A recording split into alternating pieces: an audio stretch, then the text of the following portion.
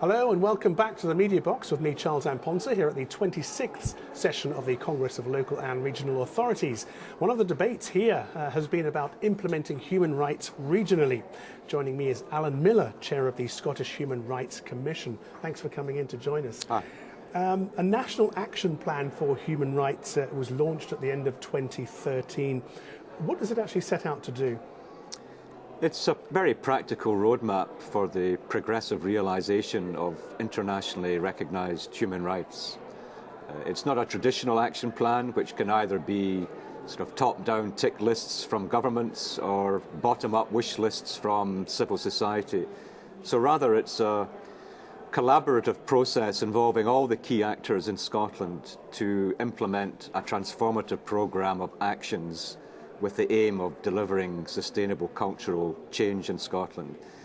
So it was inclusively developed, it was evidence-based, it's going to be independently monitored, and it will be looking for progress in areas such as how best to respond to austerity whilst respecting the human rights of the most disadvantaged, violence against women, dignity of older people, improving outcomes in healthcare and social care.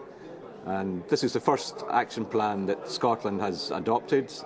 It's going to be annually reported to the Parliament, publicly debated, and feed into the reporting system at the UN, where the UK has to account for the implementation of its international treaty obligations. Sounds a very comprehensive plan indeed. What's your role been in that? The Commission's role has been to be the inspiration of the idea and learning from international practice, so very much being the bridge between Scotland and international experience in this area, and then to facilitate the process. We did the mapping to provide the evidence base, what needs to be done, what are we doing well that could be done better, and then brought together all the key actors, government, local authority, health service, care sector, trade unions, voluntary sector, won the support of all the parties in the Parliament, and then led a drafting group to actually draft the content, and will then be part of the implementation and monitoring of its progress. So the midwife, but hopefully withdrawing more as Scotland itself takes ownership of it, which is what's happening now. When you say Scotland takes ownership of it, we could see perhaps human rights being affected if Scotland were to go down the road of independence later on this year. How would that affect human rights? Well, the idea of having a national action plan way predates the question of a referendum coming on the radar, so that the two aren't linked in that way at all. But I think the next stage that Scotland has to take, and this is in the national action plan, whether it's a yes vote or a no vote in the referendum, is to incorporate the UK's international human rights legal obligations in the area of economic, social and cultural rights into the domestic legal system.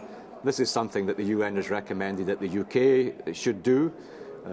So far it hasn't, but it's the next step that we think Scotland should take in whatever the constitutional arrangements are after the referendum. Wouldn't this have consequences on services such as the court service? Wouldn't that clog up the courts with cases? No, the experience from other countries, and there's about 60 countries around the world that have given constitutional status to the right to an adequate standard of living, or the right to the highest attainable standard of health, or to adequate housing.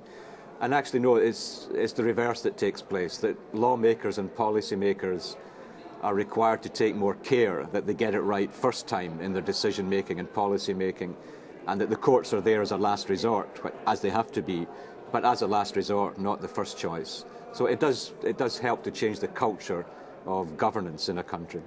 Now, it was launched in 2013, as I just said, the back end of it, December.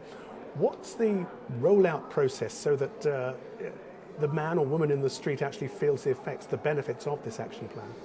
It's 2013 to 2017. There will be annual progress reports in which the public will be engaged to test as to what difference, what impact it's made on their lives. That will be annually reported and debated in the Parliament. There will be key indicators monitored in terms of objectively showing what improvements there has been in the quality of life, particularly of those disempowered.